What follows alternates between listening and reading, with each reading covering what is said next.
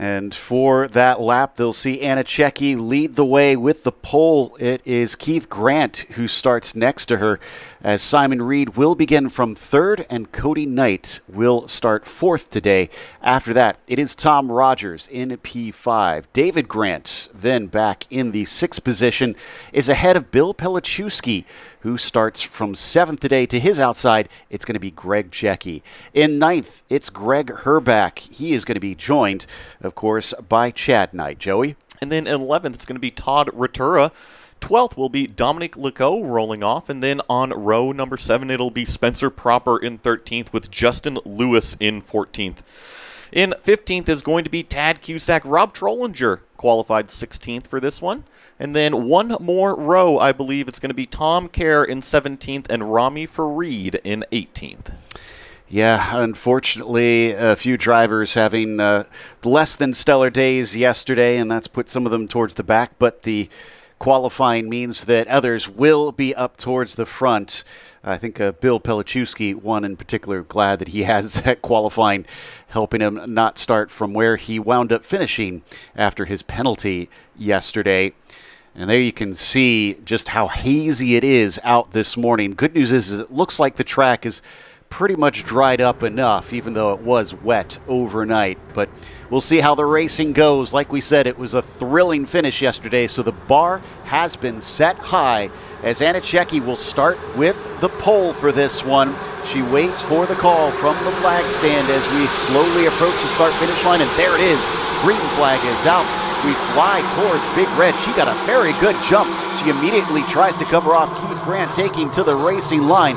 And as they come around that left-hander, will we get through clean? At least Tom Rogers is going to go a little wide. Everybody else actually stays within the limits. And I think this first lap, first couple laps, is going to be a little exploratory. You see a little bit of that moisture still being kicked up off of the racetrack. I expect everybody is on those dry weather tires, but because these are the first racing sessions of the day, we got to get the heat into the track. You heard Joe Peak say, pretty hazy out there today. Lots of fog hanging up above the racetrack. Tom already trying to work on Simon Reed here, coming up through the S's, takes a look but gets denied. That is for the Masters lead. Simon managed to take that win yesterday after a late attack. He lost the lead for just a couple corners before he eventually was able to regain it. But it is Keith Grant who beat Anna Checki. She's trying to strike back today as she's already running away. Look at Tom Rogers again, putting a lot of pressure on the 12. He probably feels like he got squeezed out a little bit. He just wanted a little bit of a piece of racetrack, and somehow he manages to make it stick around the outside. I think just outbraked his competitors going into there. I believe that was the 12 of Simon Reed, and now they're going Duke to Duke down the back straightaway, just seeing who can be a little bit faster down this drag strip. Looks like advantage goes to Simon as they enter the braking zone. Again, everybody's trying to figure out how much grip there is exactly out there, and it looks tricky as Tom goes way wide. So Simon will hold on to the Masters lead for now. And I feel like this section of the racetrack will be extremely tricky, where you really have to rely on the driver's skill and the mechanical grip out of the car. Tom looks down to the inside at turn number 15. He wants a little bit of space. He's not given a ton of space, and Simon Reed gets turned around. Now it's a log jam at the apex of 16 now, and they get going again. Bill's got to be wondering, when can I catch a break this weekend? That sends him well down the order along with Tom. And Simon, of course, loses some positions. Chad Knight, coming back after he was a DNF yesterday, is now leading this Masters class. What a great rebound for that number 32 car. And I'm sure Race Control will be looking at that turn 15 incident down there on the first opening lap. But I see Anna Checki just crossed the start-finish line, lap 1 complete. I have to say, that felt like a very aggressive first lap from Tom Rogers. I don't think we've seen him that feisty in some time. It was, you're right, it was pretty aggressive from him. And I thought that he kind of choreographed the move, right? He thought about it, he placed the car. Here's another move going up the inside. That was pretty aggressive. That was the 32 car. My goodness, talk about being confident on the brakes in the wet weather. And that almost allowed Greg Checki to take the lead in the Masters. He was very close to the back of Chad Knight. We're on board with Greg now, coming through the S's. David Grant, unfortunately, getting shuffled back just a little bit, but his brother Keith still up there in P2, being chased by Todd Rutura, who I did not notice has made it onto the podium. Nicely done for that 59 car. Yeah, he's trying to escape with that front pack right now. Greg Checky just trying to do some over-unders, find a clean piece of racetrack, has a nice run up out of turn number 9. He's right on the back bumper here of Knight. Let's see if he opts to try to dive it down the inside. You see the urgency, some flashes out of the headlights from Greg Checky. And already Simon's trying to get himself back into the mix as he almost gets his nose underneath of Keith Grant there, or David Grant rather, and eventually has to back out of it. But still we fight on as the three of them try to jockey for position down the back straight. And here comes Pelichewski as well. He's just trying to get around Tom Rogers. I'm sure that he's pretty frustrated with how turn 15 wound up that previous lap down. And oh, that's way off the racetrack from the 32 car, just trying to get it woed up for turn number 12. Everybody is still figuring out this track. Car 44 incident responsibility, that's Tom Rogers. So yeah, they thought that he didn't quite have the placement through there. He's going to have to serve a stop plus 30, so that's going to hurt. And I think we've got a replay of that incident. You're right, Joe. So watch this. Tom presents the car down to the inside, thinks about it because the door is shut, and then he goes for it again. There was no room given at apex, even after he presented the car twice, and unfortunately Tom gets the bad end of the stick. Yeah, and to race control's points, he wasn't really overlapped until pretty late in the corner, so I think I can kind of understand why they're sending him in. But regardless, this is going to be similar to what we saw with Todd Rutura yesterday. His start, he got a penalty for that one and wound up being well far back in the order. But like we mentioned, he's up to third today. We have to remember that he is early in his racing career. There he is in the plaid-colored car. So I think yesterday's start was kind of a big lesson day for him. Trying to figure out just the grip level, and I don't believe that anybody is on wet tires. It wouldn't make sense to start on wet tires out here because they would pretty much be overheated by the time we got to right about this point in the race. However, our lap time's significantly slower than what we have in true dry conditions. Yesterday, this front pack was doing 2:16s. Right now, the fastest lap is a 2:30 as Greg Checky gets into it. Wow, and it was argy-bargy as they made some contact with with Chad Knight there. So that's the Masters lead. Once again, changing hands for the second time in this race in the first 7 minutes. Ooh, Todd Rutura is feeling antsy. He's also working on Keith Grant in the 40. Doesn't quite make it stick, but top three are still nose to tail. Anna Checky is leading, but not by a lot. And then becomes that gap down to where is Greg, and got kind of this first pack plus the second pack out there. Here's a good visual representation of how big that gap actually is. It's grown to be about 6 seconds right now. So real good props to our top three, Checky, Grant, and Rutura, really running away right now.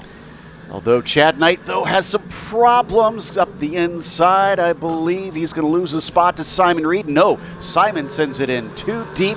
And they have to remember that Tom Rogers is going to disappear from this group soon. He'll get a second try at it coming down. And we got a full course yellow. Not sure where that is from. I see the 49 off track at turn 12. And you know what? We just saw a bunch of cars get in too deep at turn number 12, and the 49 is Herbeck. He is rolling right now, but he is coming from the far right side of the racetrack. Generally not a good place to be. And the fact that they threw that so quickly to me says there may have been some contact or something. Even the car, though the car is rolling, there must have been some sort of big hit for them to elicit a full course yellow. So we'll slow down. And the bad news for Tom Rogers is he has not been able to serve that penalty yet. He should have probably come in that last lap, and then he would have been right back into this. But now he's going to have to suffer a bit. Yeah, that's kind of those strategy calls, and I'm sure that Tom was on the radio pleading his case, and I'm sure that the team was trying to kind of plead their case with race control, saying, hey, you know what, we don't really deserve that, and then unfortunately, like you were just mentioning, this full course yellow happens, and they kind of get caught out on it. So we'll just kind of have to wait and see what happens with the 44, but I have a feeling that it's going to be dropping back pretty quickly. We might be hearing that there's a car potentially dropping fluid, so that might explain why we're getting this yellow. I do see that Leco is also in the pits. I saw a couple cars that were far behind that front group, so I think we're starting to get a few more clues as to what happened and who was involved here. Well, we definitely know the 49 was involved in some capacity, Yeah. right? That was Herback, and he was definitely slow leaving the scene. And just from my point of view, when you are far driver's right going down the back straightaway, usually that means that there might be somebody down the inside or maybe a late move down the inside of turn number 12 and kind of get bounced out to the driver's right side. But purely speculation at my point. I think to yesterday, speaking of cars going up the inside, here at this corner, turn 11, we had a huge incident involving that. So let's watch from Herback's perspective. Oh, we lost control. That, to me, says that was on his own. Yes, 100% on his own. So no car up the inside. I wonder if he was just out a little bit too far on the right side and actually ran over the curbs. Now, we've been talking about... Now, we're hearing that Leco may have been in that shot as well. So there may have been two incidents happening at the same time into this corner. Let's watch. In fact, we saw safety vehicles there as we cut away.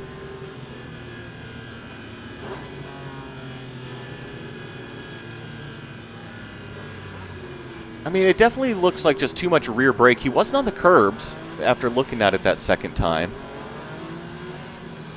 And I have a feeling there's going to be that second... Oh, there is Leco coming back out from a similar area, but the car didn't seem to have any issues even though he was on pit road. It shows them on an outlap now.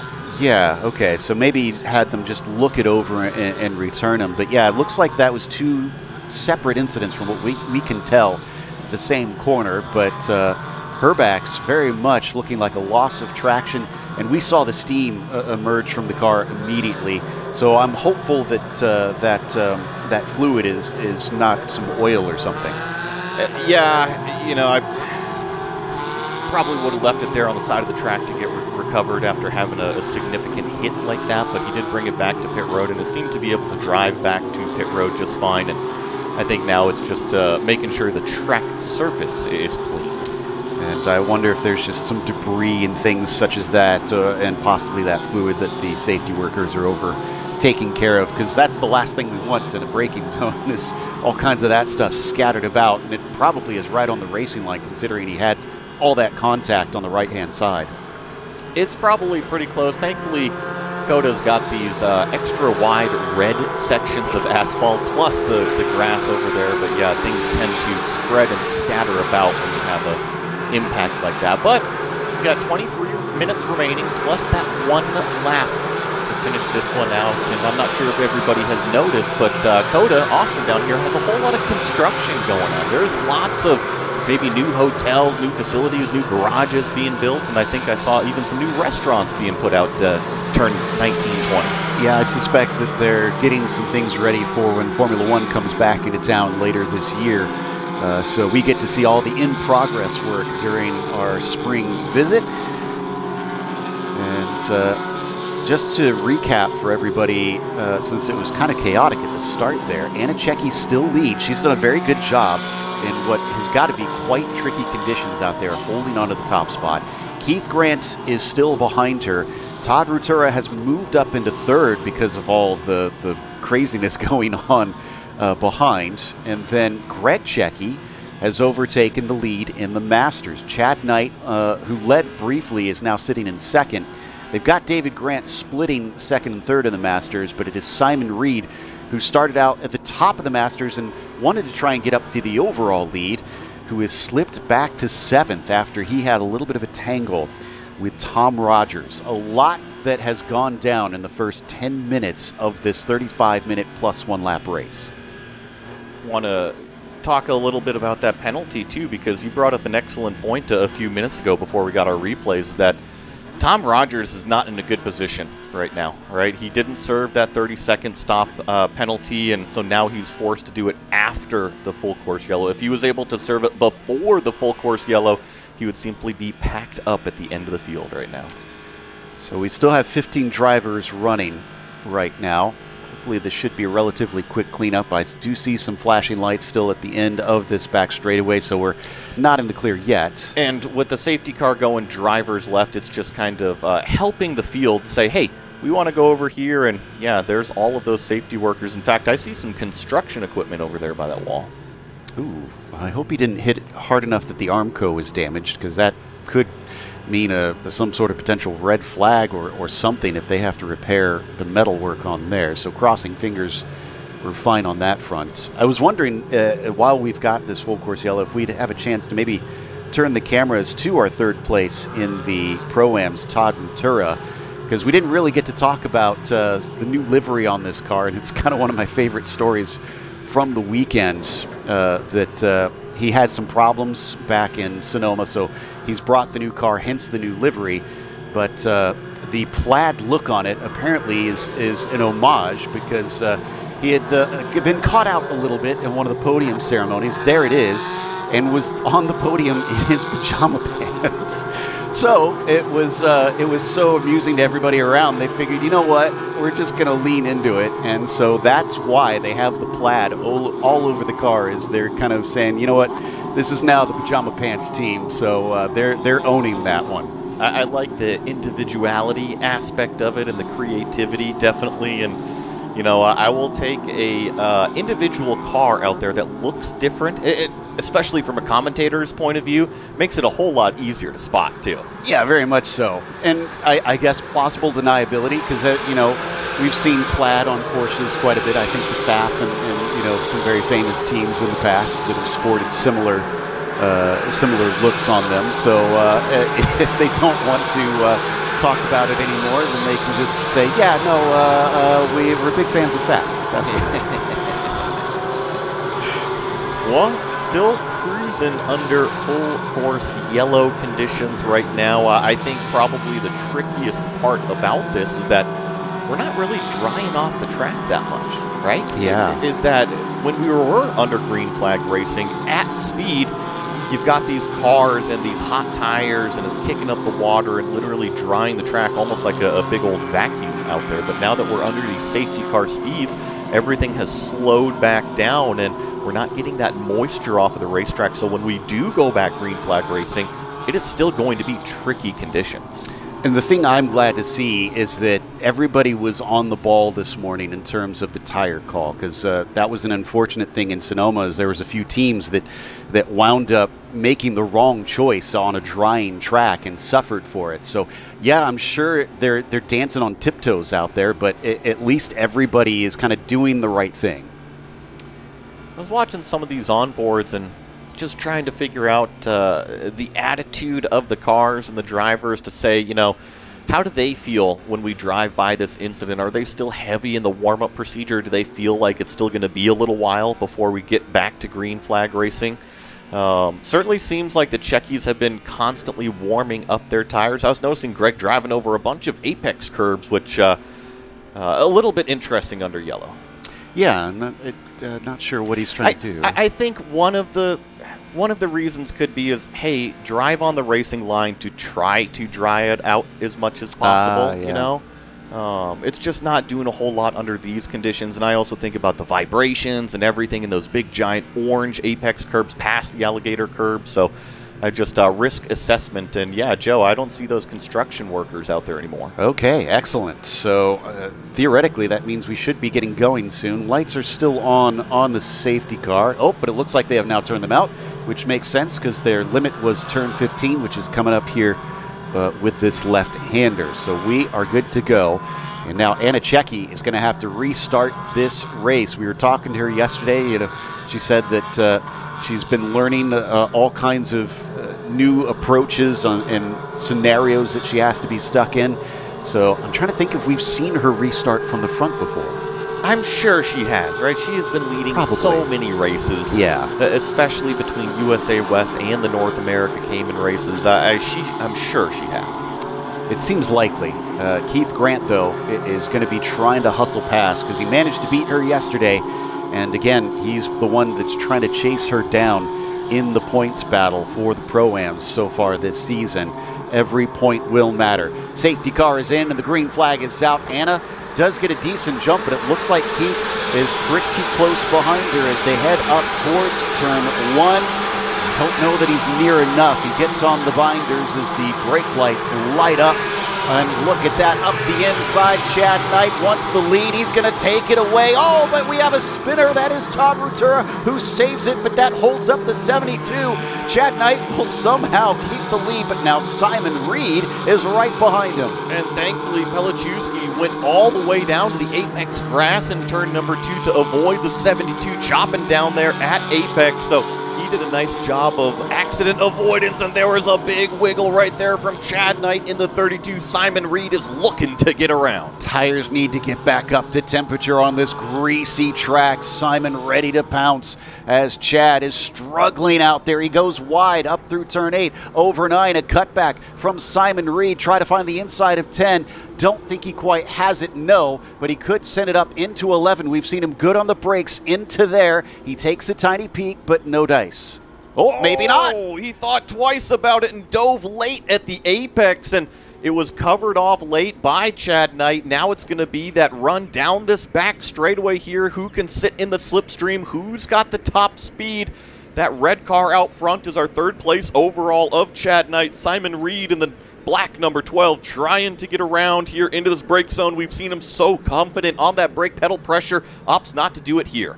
Chad has yet to win a race this season. This is going to be hugely important to him. In fact, I think he hasn't been on the podium since the very first race of the season, and he's having to guard the inside jealously coming down into the stadium because Simon is all over him. Let's see about this move down into turn number 15. Simon opts to go out wide this time to really try to focus on the exit, but if anything, Chad Knight is the one who puts the pedal to the floor and is actually able to accelerate away. And now we go through 17 and 18, the back half of this triple apex. Right-hander try to balance the car throughout.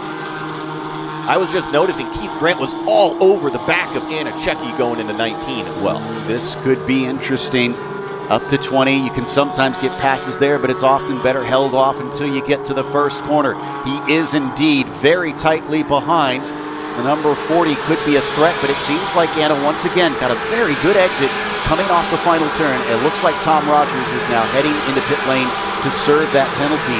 That frees up Greg Checki to try and attack David Grant and get back to Simon Reed. I see the incident between the 32 and the 59 is under review out there. That is Todd Rutura, and of course the 32 is Chad Knight. So it must have been that turn 1 incident there on that restart. Oof. I hope he doesn't get a penalty in this one either with him up at the top spot. It'd be a bit of a shame after an opportunity. And Anna again also going a little wide through some of the S's sections as Keith Grant keeps her in check coming up towards 8 and 9. We've seen the drivers again struggle to try and find where the limit of that grip is through some of these corners. This time looks a lot better, and I am seeing that drying line get a little bit more distinct. I'm sure the drivers are absolutely loving that, right? Every single time they complete a lap, the racetrack gets a little bit drier, and there's the confidence once again on that brake pedal pressure from Simon Reed. He officially gets down to the inside and edges out Chad Knight. Chad falls down to P2 with that move. Greg Checki, who had a chance at trying to take the lead, still has David Grant between himself and that 32 car. In fact, that is David Grant that you can see right there behind the red and white machine of Chad Knight. He goes defensive. He would like to keep that buffer even if he isn't leading this race. Whoa! Meanwhile, that is too hot from Greg Checki. Can he hold on to it? He's trying, and somehow the car stays pointed the right way. This is going to be interesting down here, though, in turn number 13. Rutura gives him plenty of space, and Greg Checki continues on. So after having to save the car way off of the racetrack with a huge hand to counter steer, he is able to hang on to what is third place in that Masters class. Of course, Todd Rutura behind is in a Pro-Am class. And all of this craziness, we had failed to mention that David Grant is on the podium right now in the Pro-Am, so that is a double Grant podium potentially. And we didn't see it there, but Rutura got around Greg Checki in 16, 17, and 18. Wow. I wonder if there was still just a little bit of trouble with those tires for the 72 in that process, we return to the lead, back up to the top spot as we watch them trying to duke it out for the Pro-Am win for the second time in this weekend. But Anichecki again has managed to really master that front straightaway. I don't think we've seen Keith Grant manage to have a chance to go for a move into Big Red. Last lap time down to a 2:24, so when we started this thing we were up at 2:30s, actually just a little bit slower than 2:30s, and yesterday fast lap was about a 2:16, so we are slowly getting back up to that full race pace. And I agree, Anichecki swings it a little bit wide, and I believe what is turn number 6 there, but I think it's completely okay. It is a longer right-hander throughout the S's, and it sets her up nicely for this section. And I also want to note that Simon Reed just took the fastest lap of the race last time by, so he's looking very quick.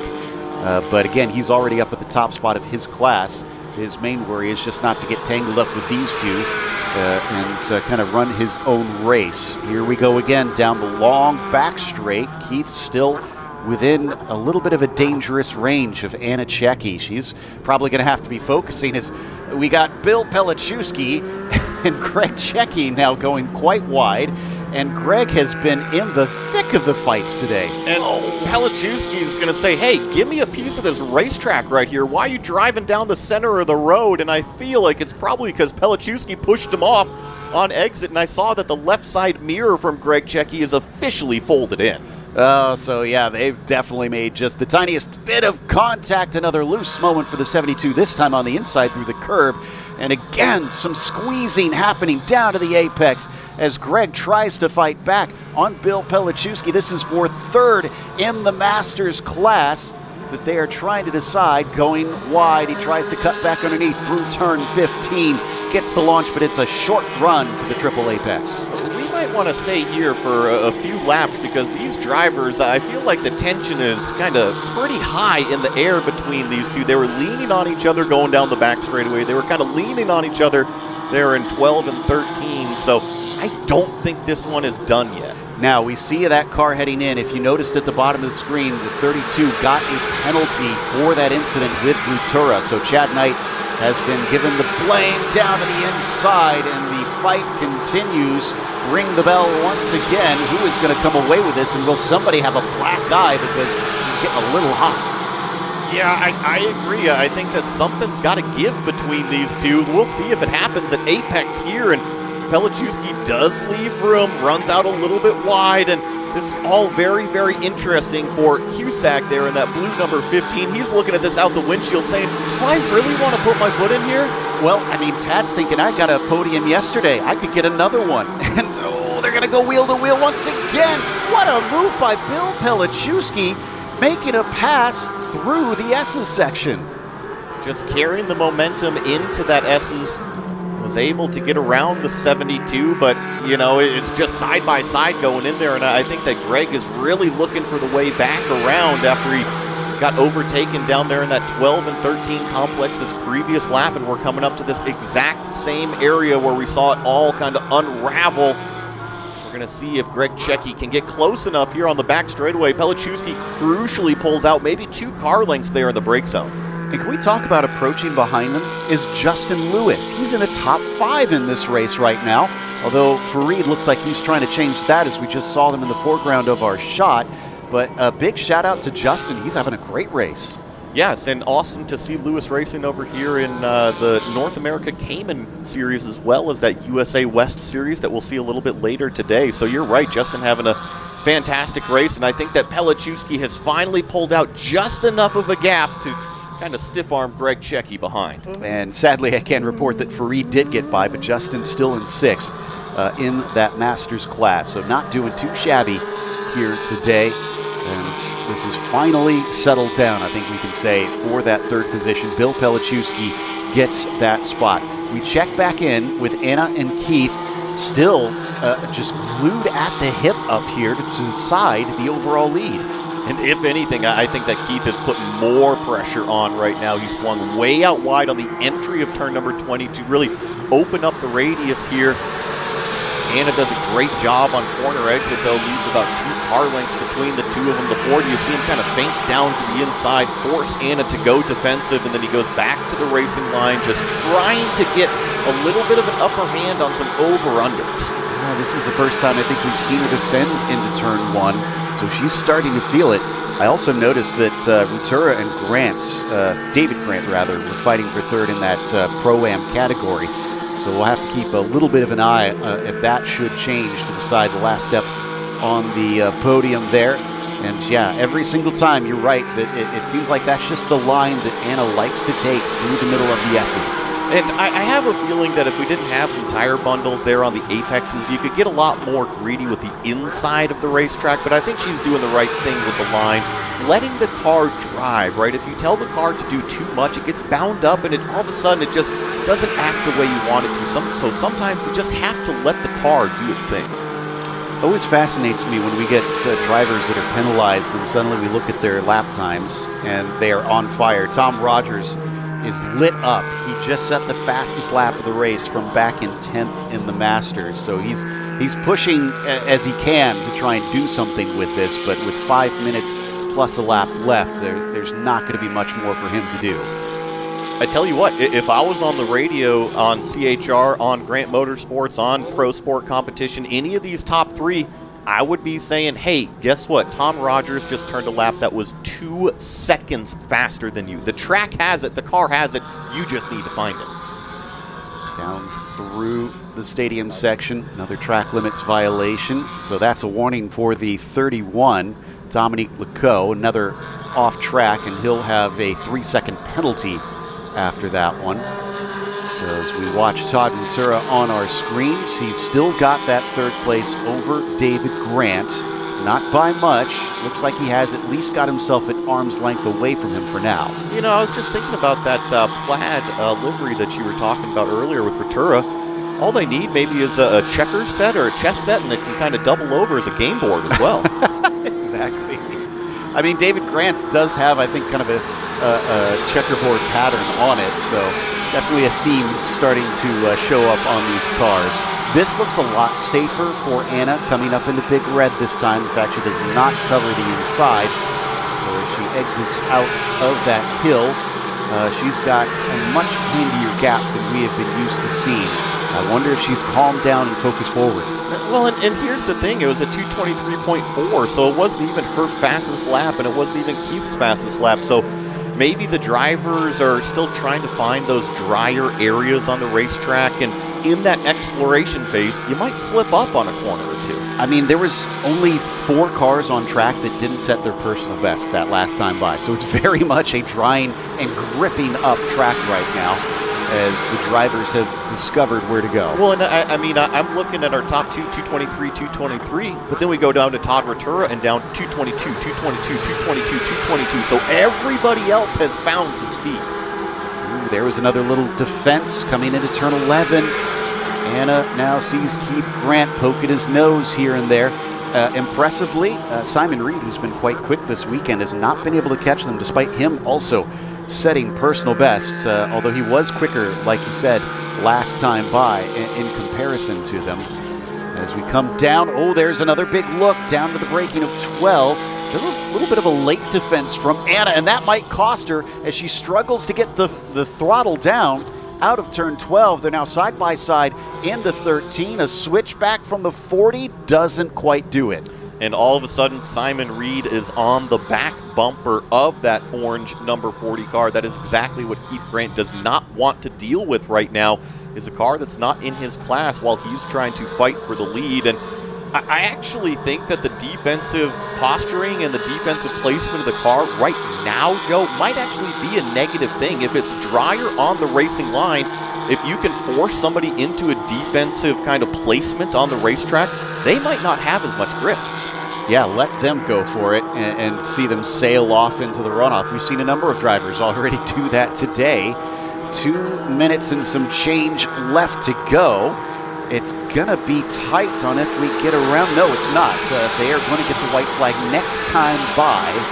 So we are down to the last few laps. The good news for Simon Reed, if he catches them, Bill Pelichewski is a ways back, and he still has 2 other cars. So I don't think Simon has to press the issue if he feels like he does not want to risk himself.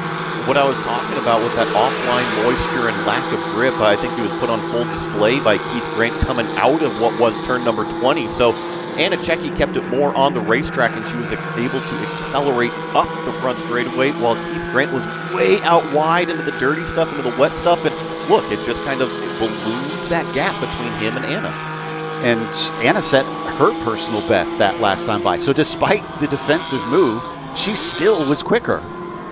Let's see about going here onto the back straightaway one more time. I think that this is the most crucial corner on this racetrack.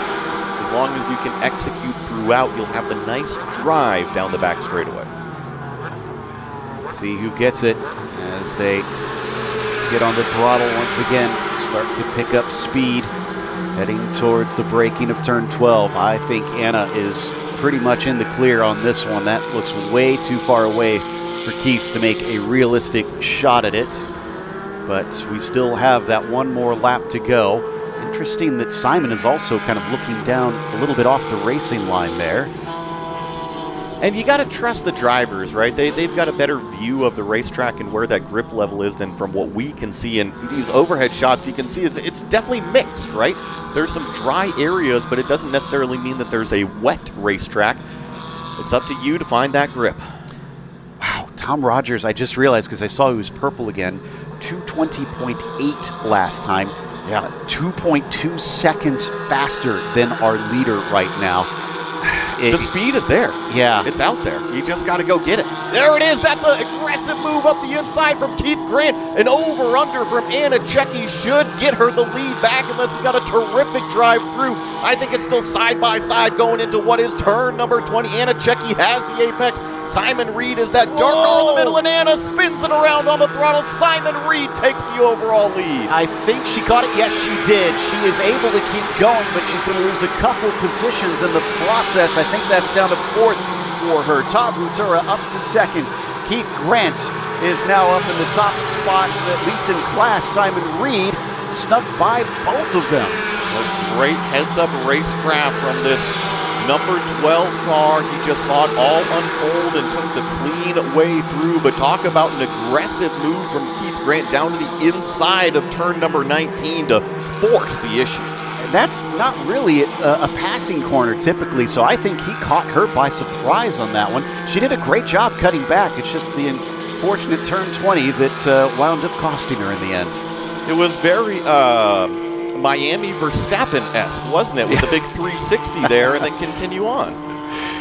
Multiple track limits violation for the 31 and the 74 there. So there, that's Leco and Kerr who are going to get a 3-second penalty. But now Simon Reed is looking at getting himself another win here, while Keith Grant also looking like last lap is going to suddenly boost them up in the top spot for back-to-back here in Texas. Well, and Joe, one of the cars that you've been really talking about this race here, look at who is in 2nd place in that Pro-Am class. What a rebound after yesterday for Todd Rutura.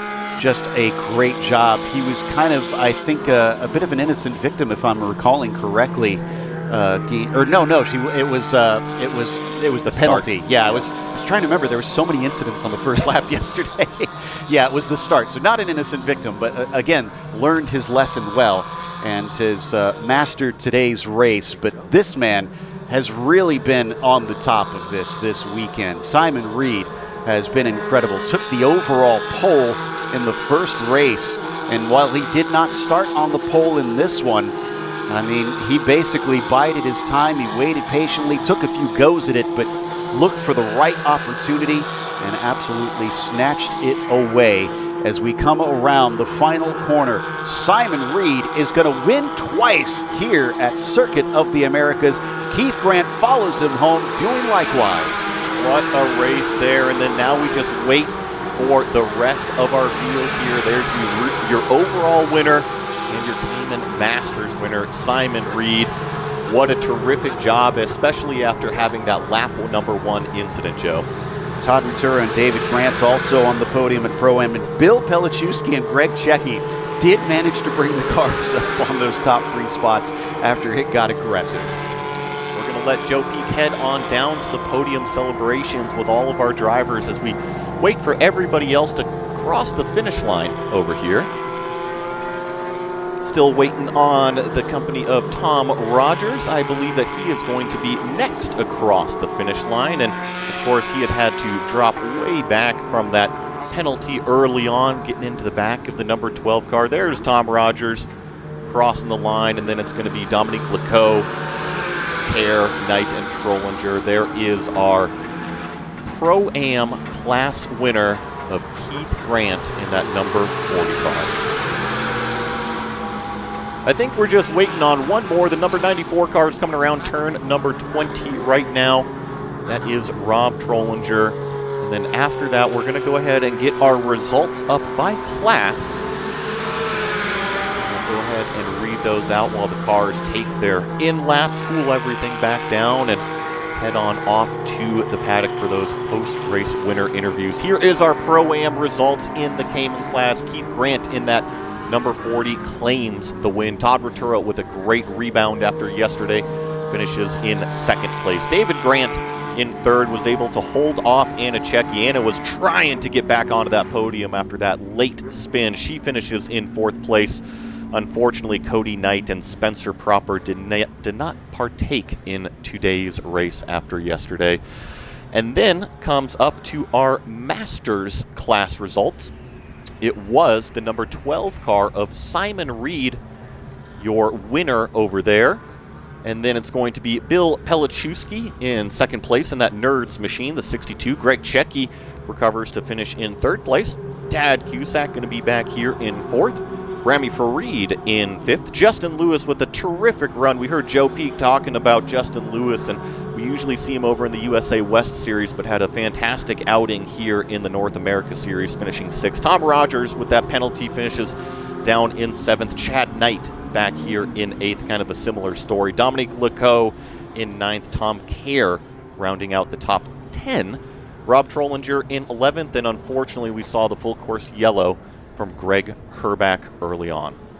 Well, folks, if you're watching on the stream, please don't go anywhere. We're going to be right back with Joe Peak and our race winner interviews.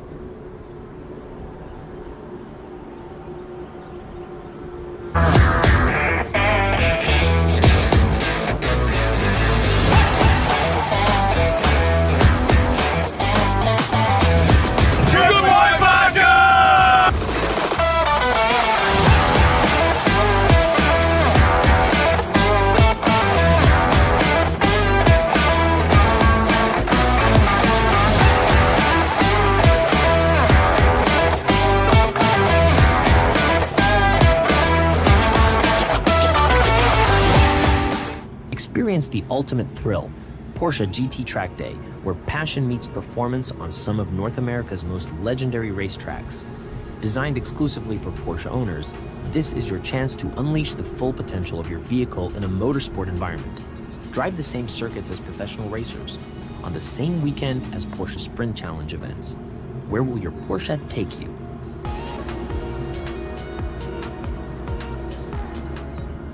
With limited space, every Porsche GT Track Day ensures a premium, exclusive experience. You'll get nearly 3 hours of track time, starting with reconnaissance laps, progressing through lead-follow sessions, and culminating in exhilarating open laps. Plus, strap in for heart-pounding hot laps with a professional race driver. I thought I was fast. Didn't resemble anything that I've ever done. Beyond the track, immerse yourself in VIP hospitality, premium viewing areas, and exclusive paddock access where you can witness Porsche Sprint Challenge teams in action. Spots are limited. Scan the QR code now to reserve your place at Porsche GT Track Day.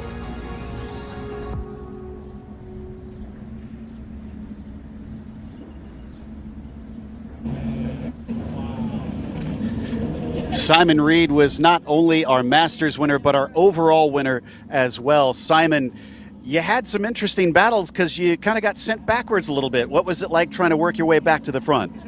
Oh, it was difficult for everyone. It was really slippery in some places and dry line in other places. You had to really think your way around. But all the credit goes to my team, Pro Sport Competition, Dougie and Max and the rest of the guys put together just a fantastic car. It was a pleasure to drive today.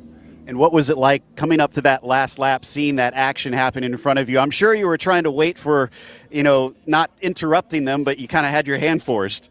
Yeah, I kind of thought that one of them was likely to make a move, and so I thought if I just give it a bit of space, let's see what happens. And so we practice a lot of close quarter driving at Monticello Motor Club, and credit to all the instructors and especially my coach Josh Green for all the hard work that we've put in. Taught me not to charge all the time and just to sit back and watch. Well, enjoy the back-to-back wins. Well done this weekend. Yeah, thank you so much. Happy Mother's Day to everybody. All right, we're going to talk to Keith Grant here in just a moment. We'll be back with him.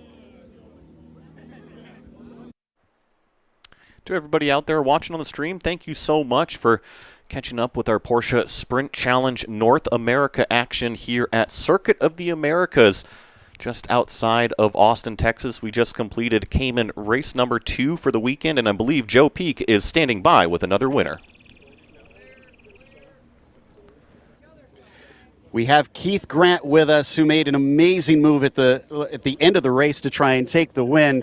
What made you think to try turn 19? Because I almost never see people try it there. I was always came off of the previous turn faster than her, and I was like, I've got to just stick it in one time and try it. Got there, and then I was like, oh no, I'm not going to make the turn. I made it, but she ducked under me. I knew we were coming into 20 side by side, but I was going to break the last minute. I did. It was too much for her. She got to the power too early, got loose. Almost came into me. I had to make a quick turn to avoid her, but a great race with her. We had a great race throughout the whole thing. She's good. It's good to race with Anna every time. So. We saw fastest lap pop up on our timing all race long. What was it like as you guys were kind of learning what the conditions were?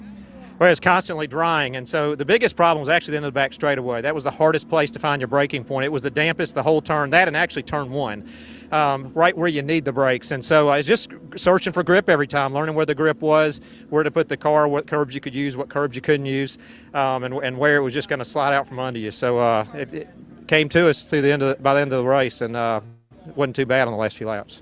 Well, it was impressive to watch. Go enjoy the victory. Yeah, thank you. And that will wrap us up. Join us as a little bit later today, we will have the GT3 Cup Porsche Sprint Challenge North America Series coming your way.